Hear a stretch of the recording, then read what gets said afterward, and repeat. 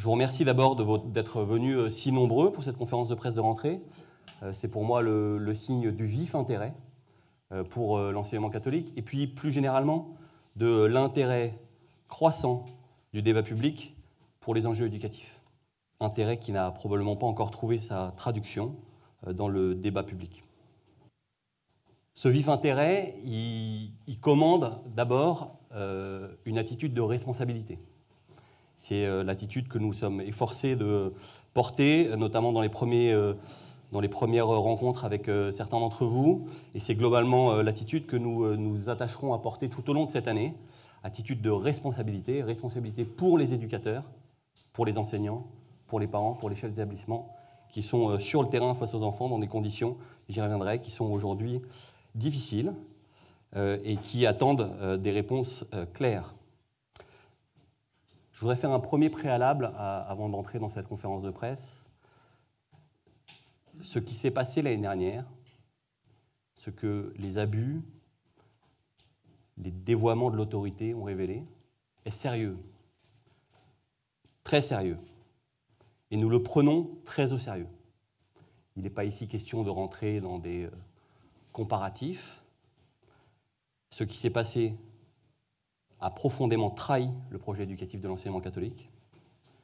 Les jeunes, les parents, leurs familles, qui encore aujourd'hui ont été blessés et portent ces blessures, ont été trahis à l'endroit même de la promesse que nous leur faisions.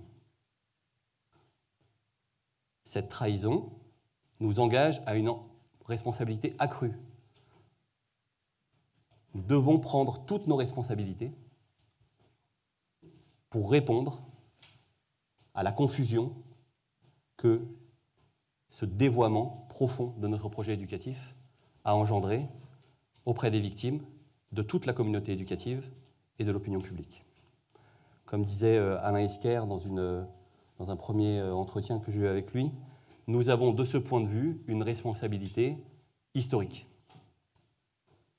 Je voudrais ici rendre hommage à mon prédécesseur, Philippe Delorme, à son courage, à son honnêteté, à sa générosité, pour répondre en tant que mouvement, en tant qu'institution et en tant qu'homme à ces dévoiements, et pour autant assumer ses responsabilités et préserver la singularité de l'enseignement catholique et ce qui fait sa force. Et ça me permet de vous dire cette singularité, pour moi, profondément, elle tient dans ce mot simple, confiance. Confiance parce que l'enseignement catholique, ce n'est pas une autorité tout en haut qui décide pour tout le monde, c'est un collectif. Et je remercie Hélène Aubignat, présidente de l'Appel, Pierre-Vincent Guéret, président de la FNOGEC, et Jean-François Canteneur, ici à mes côtés, d'incarner ce collectif. Confiance parce que malgré tout ce que je viens de dire, l'enseignement catholique va bien. Il va même très bien, et il apporte quotidiennement sur le terrain, dans nos 7000 établissements, des réponses concrètes et bonnes aux besoins des enfants et des familles. Sur ce thème de la confiance, je voudrais avec vous poser un constat et une orientation. Le constat, la confiance est au rendez-vous. Les familles nous font confiance. Les enseignants nous font confiance. Les parents nous font confiance. Les jeunes nous font confiance. Les pouvoirs publics nous font confiance. Pour autant, une orientation. Ce qui s'est passé doit nous amener à une introspection profonde, à des mesures immédiates pour mieux garantir la qualité de la relation éducative. Ce sont les deux points que je voudrais développer avec vous ce matin. D'abord le constat. Pour cette rentrée, 2 millions d'élèves, le constat que nous en faisons et que je vais décrire avec vous, c'est que la confiance est au rendez-vous, malgré ce que je viens de dire et sur lequel on reviendra dans cette deuxième partie. C'est la clé du succès des établissements d'enseignement catholique. Ce sont des établissements qui suscitent la confiance des communautés éducatives locales qui font sa vie localement. Nous accueillons 2 millions d'élèves, moins 10 000 élèves dans le premier degré, moins 1 600 élèves dans le second degré, globalement cohérent avec la baisse démographique et les prévisions que l'ADEPE avait fait pour nos établissements. Et avec 6000 organismes de gestion, donc support associatif pour nos établissements, nous sommes, et je voudrais insister sur ce point, le premier acteur de l'économie sociale et solidaire en France. Et de très loin. Confiance, donc. Je voudrais décliner cette confiance en 3 volets. Le premier, c'est la baisse démographique montre que l'enseignement catholique est partie intégrante du système éducatif. J'y reviendrai. Le deuxième, c'est que les familles choisissent le projet éducatif de l'enseignement catholique. C'est un point très important pour nous et qu'il nous faut creuser et approfondir. Et le troisième, c'est que nous nous donnons les moyens d'aller à la rencontre des fragilités de façon croissante pour aller à la rencontre des difficultés de la nation. Donc d'abord, la baisse démographique montre que l'enseignement catholique est partie intégrante de l'offre éducative. Ce qui est très intéressant, si on regarde les effets de la baisse démographique, il y a un retournement à l'œuvre dans le système éducatif. Ça fait un siècle que globalement le système éducatif va croissant et réunit sans cesse des nouveaux moyens pour répondre à une demande éducative croissante. Ce mouvement, il a commencé à la fin du XIXe siècle, il s'est achevé aux alentours de 2015, et nous entamons une phase de décroissance des effectifs scolaires qui devrait se poursuivre au moins jusqu'en 2030, sans juger de son caractère bon ou mauvais pour le pays. Elle est intéressante parce qu'elle souligne des effets de composition qui montrent que l'enseignement catholique répond à la liberté éducative des familles, donc à un besoin éducatif particulier. Premièrement, là où nous sommes très forts, c'est-à-dire là où nous représentons une part plus importante de l'offre éducative que dans le reste du pays, nous sommes impactés par la baisse démographique exactement de façon équivalente à la démographie. En Bretagne, dans l'Ouest, il y a une carte là, vous l'avez vue, non ? En Bretagne, dans l'Ouest, à Lille, nous perdons entre 2500 et 3500 élèves, donc nous sommes sur le train démographique. Ce qui montre que dans ces zones, l'offre de l'enseignement catholique correspond à la liberté de choix des familles. En revanche, dans les zones où l'offre de l'enseignement catholique est substantiellement inférieure à la moyenne nationale, c'est-à-dire inférieure à 15%, nous baissons beaucoup moins à beaucoup moins que la baisse démographique, et donc nous gagnons, excusez-moi l'expression, des parts de marché dans une classe d'âge. C'est vrai dans l'Est, où nous ne représentons que 10% de l'offre. C'est vrai dans le Sud-Est, notamment dans les rectorats d'Aix-Marseille, où nous ne représentons que 15% de l'offre. C'est vrai en région parisienne, notamment à Versailles et Créteil, où nous ne représentons que 12% de l'offre. Donc on voit bien que sur ces sujets-là, nous sommes en train d'accueillir davantage d'élèves dans une classe d'âge que nous le faisions dans le passé, et ça correspond à, quelque part, un équilibrage de la demande des familles d'enseignement catholique sur le pays. Ça, c'est intéressant, parce que si nous baissons en part de marché là où nous sommes forts et si nous montons là où nous ne sommes pas forts, ça veut dire que globalement, nous assistons avec la baisse démographique à une convergence de la demande d'un projet éducatif singulier dans le paysage national. Pour autant, en zone rurale, il y a une vraie alerte, puisque nos écoles sont en très grande fragilité économique. 70% des écoles isolées sont en grande fragilité économique, c'est-à-dire on a défini un indicateur de capacité d'autofinancement. Donc quand on est inférieur à 15%, on estime qu'on est en fragilité, c'est 70% des écoles, et c'est le tiers des écoles qui ont une capacité d'autofinancement inférieure à 5%, donc en très grande fragilité économique. J'y reviendrai. Ce qui montre que la question de la relation avec les collectivités est absolument cruciale. Parfois ça marche, comme à La Réunion, où nous ouvrons cette année un établissement du second degré sur la côte est de La Réunion, où il n'y avait pas d'offre de l'enseignement catholique pour la montée des classes d'âge, notamment au secondaire. Nous ouvrons cette année un établissement de 6 secondes à Bras-Panon, dans l'est de La Réunion, en plein accord avec la collectivité de La Réunion. En revanche, il y a des endroits où ça coince. Je pense à l'exemple du transport scolaire dans le Jura, où la carte de transport scolaire a été faite de telle sorte qu'elle exclut de facto nos familles, puisque, je le rappelle, c'est un point très important pour nos écoles rurales, le tiers des élèves inscrits dans nos écoles isolées ne sont pas financés par les collectivités, puisqu'ils ne résident pas dans la commune d'appartenance. Et puis parfois, il y a des absurdités, comme à Notre-Dame de la Salette, à Voiteur dans le Jura, où 2 élèves ne peuvent pas monter dans le bus scolaire, où tous les autres élèves peuvent monter gratuitement, parce qu'eux, ils sont inscrits dans les établissements de l'école de l'enseignement catholique. Donc vous voyez que ça pose sur la... Donc vous voyez que cette question de la liberté de l'enseignement, si on a une convergence de la demande, c'est une bonne chose. Ça veut dire que, globalement, on a un étiage entre 15 et 25% de la population qui recherche le projet éducatif de l'enseignement catholique, mais qu'il y a des zones dans lesquelles cette liberté de l'enseignement n'est pas une réalité. Deuxièmement, et c'est essentiel vu ce que je viens de dire, les familles choisissent le projet éducatif de l'enseignement catholique. Et là, je voudrais me porter en contradiction de cette idée de fuite de l'école publique. Ce que nous voyons au contraire, c'est que les familles choisissent l'enseignement catholique. Elles le choisissent en particulier à l'entrée au collège, puisque de 14% en CM2, nous scolarisons 22% des élèves en 6e. En effet, le collège est identifié par les familles comme la zone de tous les dangers.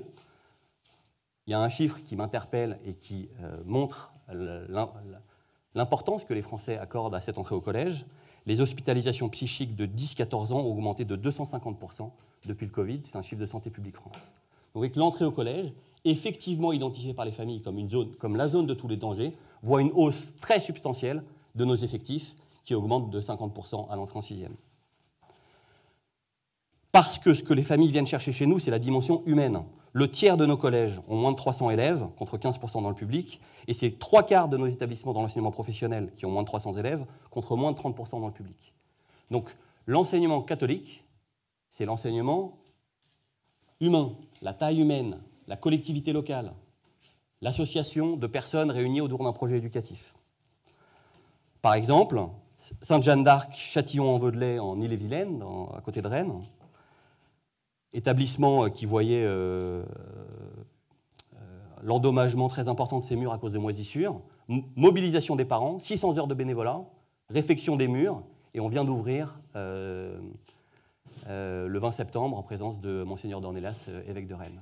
Donc vous voyez, il y a ce sentiment d'engagement, de mobilisation, faire partie d'une communauté qui, de notre point de vue, en tout cas c'est ce que montre ce constat de rentrée, et fait partie des grandes raisons pour lesquelles les familles viennent chercher notre projet éducatif. En effet, notre projet éducatif est fondé, c'est un terme qui a été repris depuis quelques années par le ministère de l'Éducation nationale, et c'est une très bonne chose. D'ailleurs, en d'autres temps, j'ai travaillé sur ces questions. Nous sommes l'école de l'alliance avec les parents. Je cite un chiffre de l'appel, Hélène, si tu me permets. 92% des parents estiment qu'ils font partie de la communauté éducative chez nous. Quand on compare au taux de participation des parents aux élections des parents d'élèves ailleurs, on voit que c'est là un point très fort, historique, qui fait partie de notre tradition et du regard particulier que nous portons sur l'enfant et sa famille. Exemple, Sainte-Germaine à Toulouse, dans un quartier QPV de Toulouse, si quelqu'un a le nom. Les Isards à Toulouse, je vous prie de m'excuser. Je ne suis pas encore allé, j'irai bientôt, j'espère, si on m'invite. L'établissement a ouvert un potager Laudato Si, sur le thème de l'encyclique du pape François, qui permet aux parents de venir faire des cours de cuisine, des ateliers, etc., et qui permet une plus grande participation des familles, notamment ces familles qu'on dit éloignées de l'école, dans cet établissement. C'est vraiment des choses qu'on aimerait pousser, approfondir, déployer dans l'ensemble de notre établissement. Et puis enfin, je l'ai dit, l'enseignement catholique se donne hier, aujourd'hui et encore plus demain, les moyens d'aller à la rencontre des fragilités. Vous savez, quand j'ai pris mes fonctions, j'ai un de mes premiers échanges avec un évêque, archevêque de Paris, qui m'a dit, bon, je lui raconte mes trucs, il me dit oui, j'y comprends rien, je vous fais confiance. Il y a une seule chose que je voudrais que vous reteniez, l'enseignement catholique, c'est fait pour les pauvres.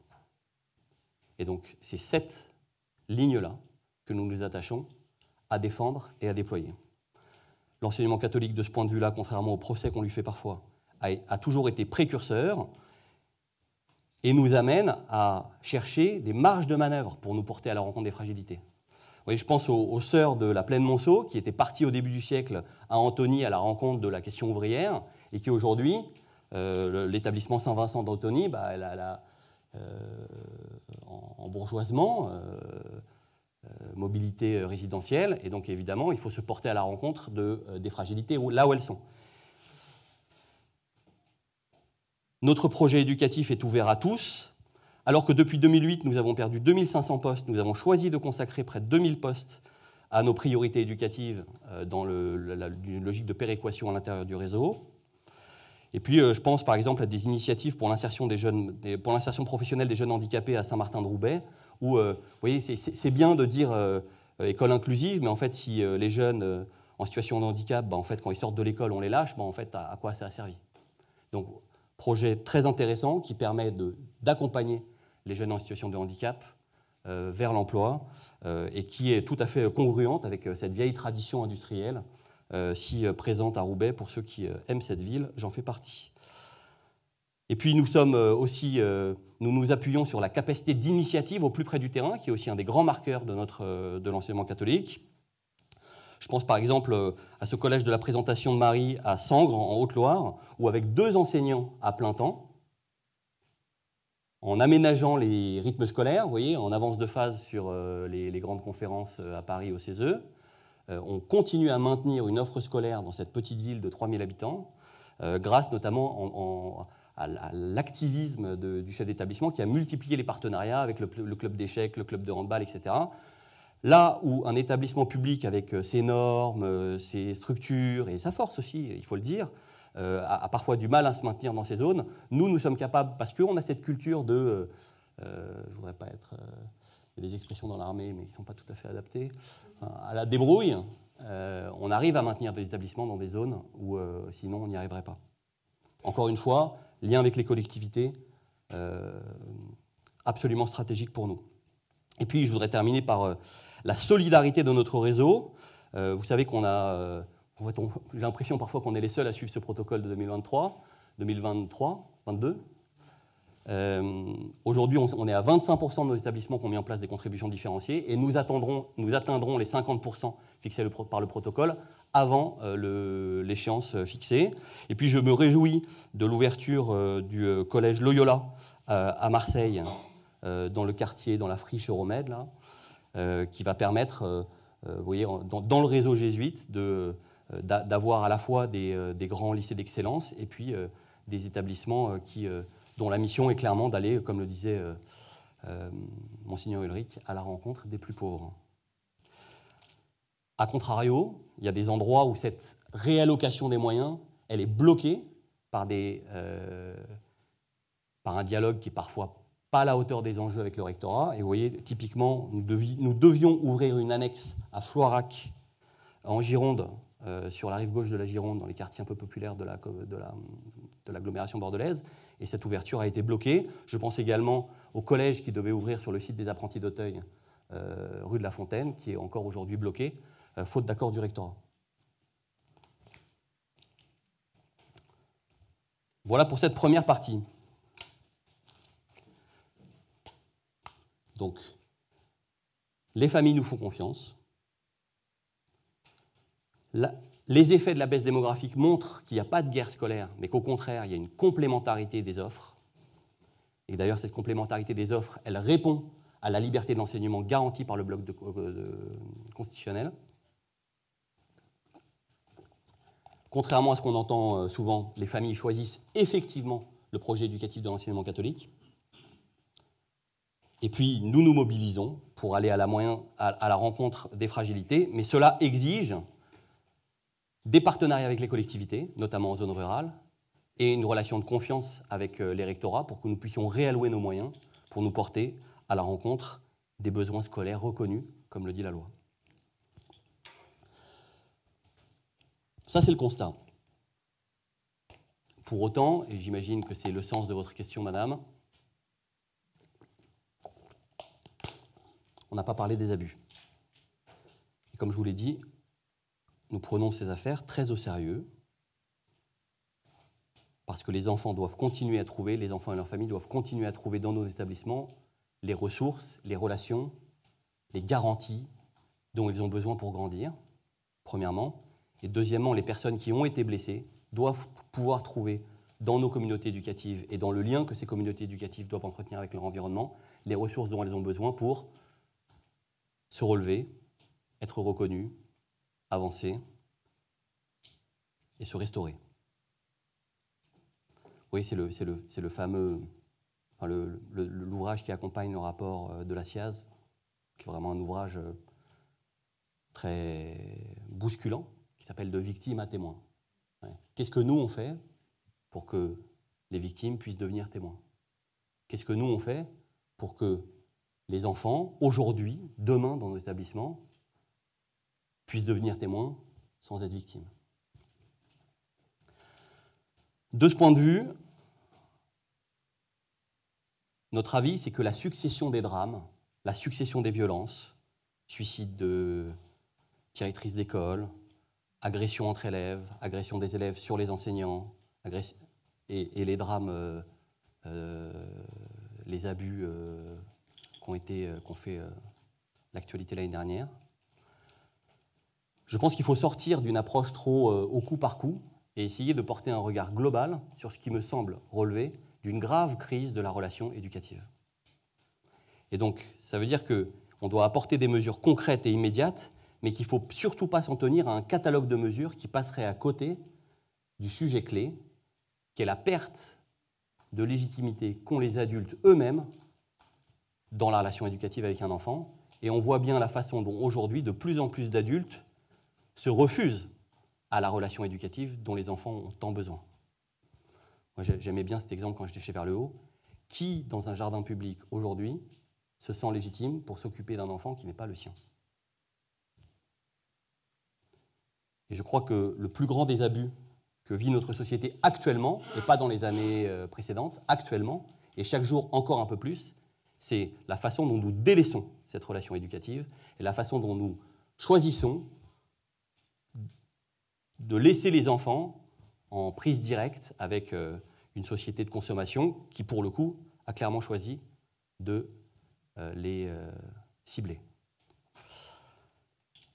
Ça veut dire quand même qu'au-delà de ces enjeux sociétaux, on a un enjeu très clair pour mieux protéger les enfants dans nos établissements. De ce point de vue-là, je crois qu'il faut prendre un peu de recul. Je me réfère ici au rapport de Barbieux de 2012. Depuis le début des années 2010, on a pris conscience des enjeux liés à la vie scolaire, liés au bien-être à l'école. Vous voyez, il y avait une étude de l'UNESCO qui disait que les enfants français sont ceux qui ont le moins confiance en eux et sont ceux qui ne peuvent pas compter sur des adultes pour les accompagner à l'école. Je pense aussi au rapport Santiago de l'année dernière, qui, à mon avis, était infiniment plus intéressant de ce point de vue que d'autres rapports parlementaires, qui a souligné à quel point la crise de la protection de l'enfance ne relevait pas d'une crise sectorielle, mais était le signe très profond d'une très grande fragilité de la société dans le rapport aux enfants, puisque, vous le savez peut-être, les mesures ASE ont augmenté de 50% en 20 ans. Mesures immédiates. Et là, je m'inscris pleinement dans les mesures annoncées par Philippe Delorme que je souhaite approfondir, déployer plus avant. Premièrement, signalement des abus, écoute des victimes. Donc, c'est le programme protection des publics vulnérables dont vous avez probablement tous entendu parler, mais que nous continuons à déployer, notamment au travers un réseau de référents diocésains, 120 référents formés aujourd'hui, des cellules spécialisées qui se montent dans tous les diocèses et qui a permis de lancer les appels à témoins dont vous avez entendu parler pour cette rentrée, à Nantes, à Avranches et à Saint-Malo, non, c'est pas Saint-Malo ? Saint-Lô, non. Saint-Lô. C'est le numéro d'écoute de l'appel. Voilà. Et là, notre choix, c'est de créer et d'animer des cellules d'écoute et de prise en charge localement, pour sortir d'une approche qui serait trop statistique et trop nationale, mais pour aller vraiment vers une capacité d'accompagnement des personnes en vue de cette restauration. Vous voyez, notamment, on s'intéresse beaucoup, j'y reviendrai, à toutes les initiatives en termes de justice restaurative. Deuxièmement, c'est évidemment le dialogue dans le cadre du contrat d'association avec le ministère de l'Éducation nationale sur ces enjeux de vie scolaire. J'imagine que vous souhaiterez y revenir largement, mais évidemment sur les questions des VARS, d'éducation à la santé, d'éducation au développement durable. Depuis une dizaine d'années, le ministère de l'Éducation nationale a progressivement structuré une approche de ces éducations transversales au travers de 4 grands parcours: éducation à la santé, éducation morale et civique,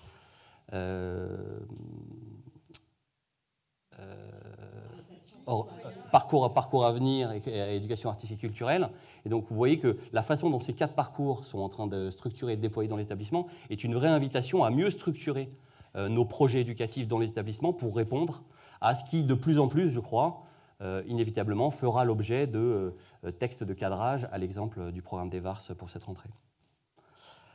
Ça veut dire que nous, notamment dans le cadre des contrôles, 550 contrôles qui ont été effectués depuis le lancement, nous devons être en mesure de mieux expliquer la spécificité de notre projet éducatif et d'expliquer comment, effectivement, ce projet éducatif répond aux objectifs fixés par les programmes. Ce n'est pas toujours le cas, c'est parfois difficile. On voit des inspecteurs qui maîtrisent mal les spécificités de nos projets éducatifs, qui entendent appliquer un peu sans discernement des normes qui sont infraréglementaires, qui ne s'appliquent pas forcément à nos établissements. Je crois que davantage qu'un conflit qu'on veut parfois mettre en exergue, c'est de dialogue dont nous avons besoin pour créer cette acculturation réciproque et apporter des réponses pertinentes et durables aux enfants. Au fond, c'est le seul sujet. Et puis, il faut que nous soyons plus clairs, plus en mesure de rendre des comptes sur les exigences de l'ordre public éducatif. Et sur ce registre, nos interlocuteurs, ce n'est pas tellement le ministère de l'Éducation nationale, c'est plutôt les procureurs, avec lesquels 80% des directions diocésaines ont établi des protocoles de signalement. C'est la vérification des antécédents judiciaires de l'ensemble de nos enseignants, éducateurs, bénévoles dans les établissements. Et là, on a un vrai sujet où il faudra probablement à un moment ou à un autre passer par la loi, notamment pour les personnes déjà en poste. Et puis, je crois très profondément que ces exigences de l'ordre public éducatif accroissent et soulignent le rôle des directions diocésaines et donc l'enjeu très fort que nous avons à relever, qui est celui de mieux structurer nos capacités d'animation de réseau en vue de faire émerger une vraie capacité de contrôle qualité. Donc, mais au-delà de ces mesures immédiates, il faut que, j'ai parlé d'amélioration continue de la qualité, il faut que nous nous donnons les moyens de processus longs, 2 ans, 5 ans, pour emmener l'ensemble de nos communautés éducatives dans une vraie culture de l'amélioration continue de la qualité. Je voudrais ici vous donner un exemple qui me semble parlant. Dans une autre vie, moi j'étais dans les sous-marins nucléaires et un jour, il y a une installation, il y a une inspection qui débarque. Ukraine, 86. En fait, ce jour-là, il y a une maintenance qui est prévue. Mais le type, il a tellement peur de ne pas avoir une bonne note, il a tellement peur de se faire taper sur les doigts, qu'au lieu de prendre son téléphone et dire il y a une maintenance, on peut faire demain, etc., en fait, il est terrorisé. Garde à vous, et l'inspection déroule. Et donc l'inspection déroule, elle envoie le protocole de l'exercice, Tchernobyl. Cet exemple-là, il dit que conformité n'est pas qualité. Et ça, c'est un point très important. Nous devons nous mettre au carat sur cet ordre public éducatif, mais ça ne suffit pas. Ce n'est pas parce qu'on répondra à 1 million de règles et de normes qu'on assurera la qualité éducative dont nos enfants ont besoin et cette confiance que les familles viennent chercher chez nous. Et ça veut dire que globalement, au-delà de ces mesures immédiates, il faut qu'on se donne les moyens d'emmener l'ensemble de nos établissements dans une démarche d'amélioration continue de la qualité.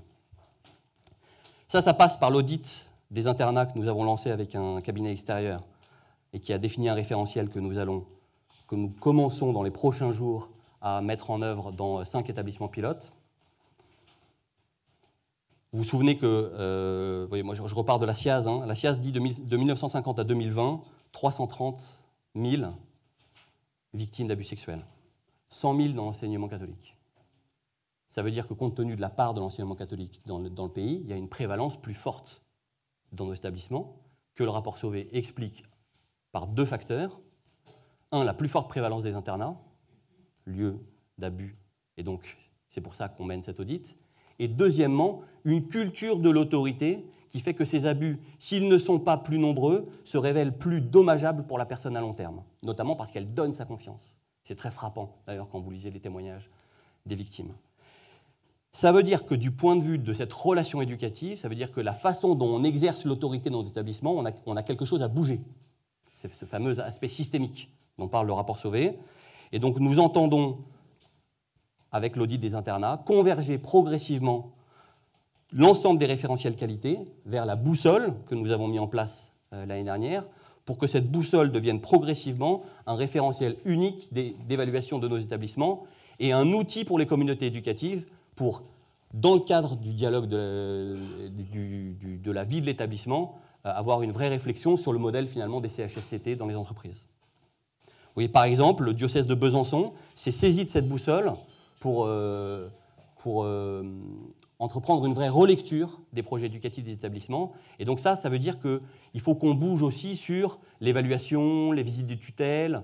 Et qu'est-ce qui fait qu'à un moment donné, on se dit, là, il y a un risque, il faut qu'on y aille. Ça ne veut pas dire forcément que les gens font mal, mais on estime qu'il y a une convergence de risques qui fait qu'à un moment ou un autre, il va y avoir un problème, donc il faut qu'on y aille. Donc ça, c'est comment on arrive à passer dans une démarche d'anticipation et de prévention. C'est essentiel pour la qualité de nos établissements à long terme. Et puis, Philippe Delorme avait annoncé vouloir diligenter une mission sur la libération de la parole.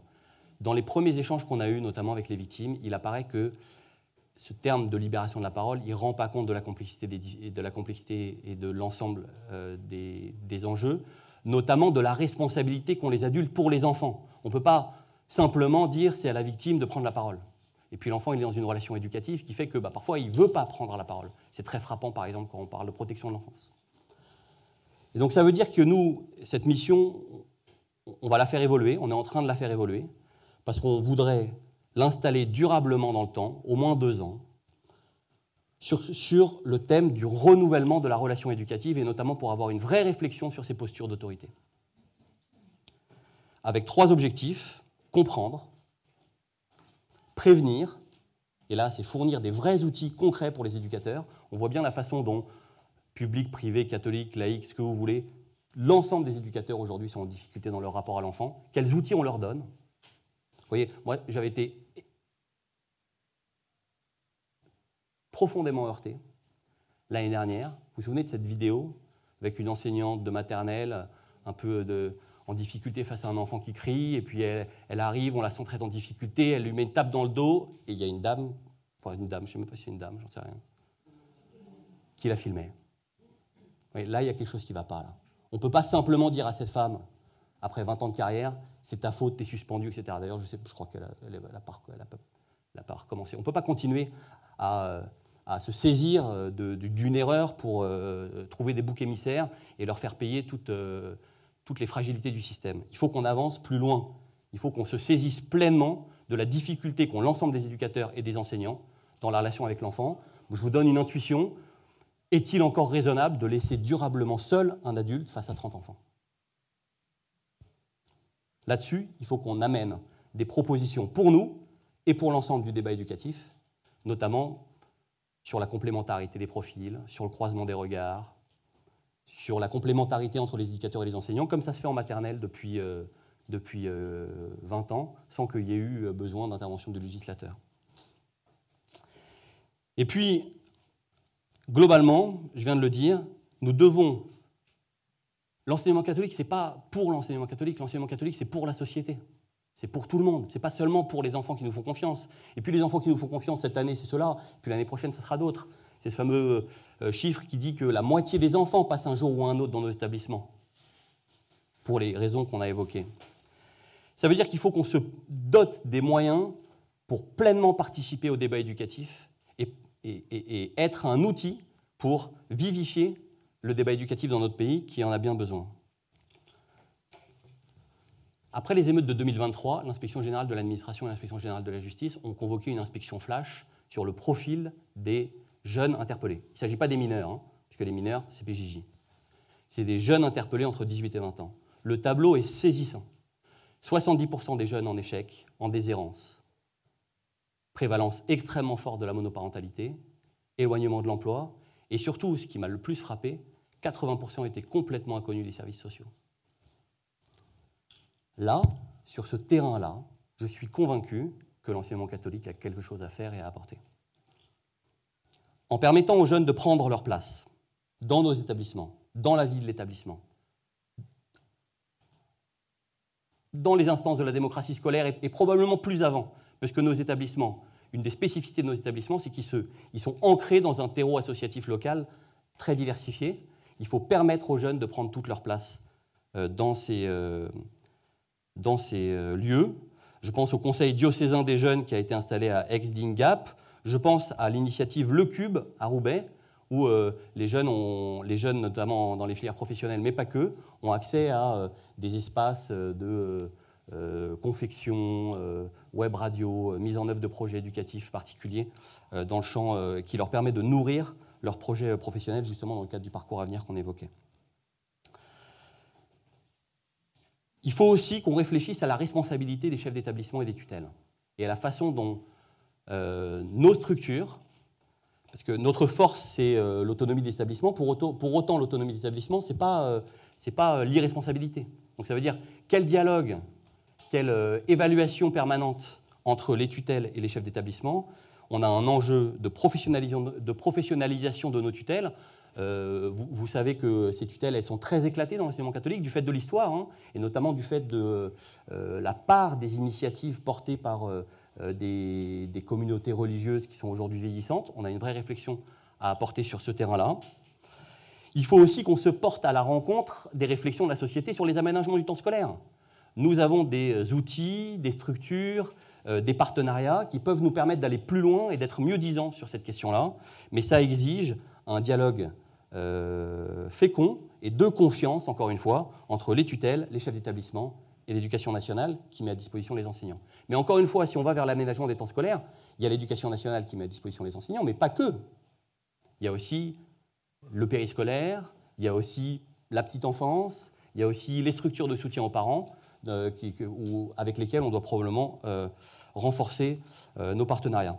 J'en profite ici pour dire, oui, on parle beaucoup de contrôle, il y a une évaluation, il y a une démarche qui a essayé de voir le jour depuis 5-10 ans, et qu'on a du mal à apporter, auquel nous croyons beaucoup, qui est la démarche d'évaluation, notamment d'auto-évaluation, portée par le conseil d'évaluation de l'école. Je trouve que là, vous voyez, aujourd'hui, si on fait contrôle, chambre régionale des comptes, conseil d'évaluation de l'école, visite de tutelle, nos chefs d'établissement ne peuvent pas y arriver. Donc il faut qu'on articule mieux les choses pour répondre à leurs besoins. Et pas être dans une démarche punitive pour ensuite mettre un coup derrière la tête parce qu'on n'a pas coché la case qui va bien. Et puis, je voudrais terminer sur la question de la condition enseignante. Les enseignants, aujourd'hui, sont en grande difficulté dans notre pays. Les chiffres le montrent bien. Même si le sondage de la CFDT l'a montré la semaine dernière, ils sont globalement plus satisfaits chez nous, 80% d'enseignants satisfaits. Il n'en reste pas moins que la dévalorisation de leur métier, salariale, mais aussi symbolique. Vous voyez, il n'y a que 4% dans le premier degré, mais c'est peut-être Mme Gagny qui aura les chiffres ici, là, 4% dans le premier degré, 7% des enseignants de second degré qui s'estiment reconnus par la société, contre 20% dans la moyenne des pays de l'OCDE. On a un vrai sujet aujourd'hui de reconnaissance des enseignants. Je pense qu'il faut que nous nous donnons les moyens. On a trop abandonné la question enseignante dans le cadre du contrat d'association. Il faut que nous nous donnons les moyens de revenir sur ce terrain-là, dans le cadre du dialogue social avec les enseignants. Je m'y suis engagé avec les syndicats que je reçois à la fin de la semaine. Je pense notamment à court terme à la question de la prévoyance. L'État a choisi de mettre en place une prévoyance obligatoire pour l'ensemble de ses agents publics, ce qui fait que nos enseignants qui bénéficiaient d'une prévoyance plus avantageuse vont perdre ce rare avantage dont ils disposent. Je crois que là, il y a quelque chose qui ne tient pas la route. On ne fera pas, on ne répondra pas à ces objectifs ambitieux sans les enseignants. Et il faut qu'on se donne les moyens d'apporter des réponses durables aux enseignants. Je voudrais ici remercier les chefs d'établissement mobilisés sur le terrain pour tenir cette ligne et associer étroitement les enseignants au projet d'établissement, notamment dans le cadre des CSE, qui, vous le savez, comme conformément au droit du travail, sont le cœur du dialogue social dans nos établissements. Conseil social, environnemental, non, c'est plutôt social environnemental, c'est plutôt au niveau national. Voilà. Et puis je voudrais terminer avec un exemple à Saint-Malo, vous voyez, Notre-Dame-des-Chênes. avec une parent d'élève, une mère, qui a créé une structure bien-être à l'école sur le thème des compétences psychosociales. Et cette initiative bénéficie à l'ensemble de la communauté éducative, notamment aux enseignants. On sait qu'aujourd'hui, le thème des compétences psychosociales est un enjeu notamment de formation continue très important pour les enseignants. Donc les parents peuvent apporter des solutions et pas que des problèmes.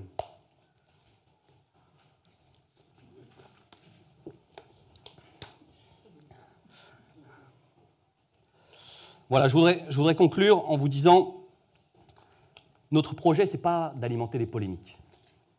Ce n'est pas de monter les uns contre les autres, ce n'est pas d'opposer Pépone et Don Camillo ou Gargamel et les Schtroumpfs, ce que vous voulez.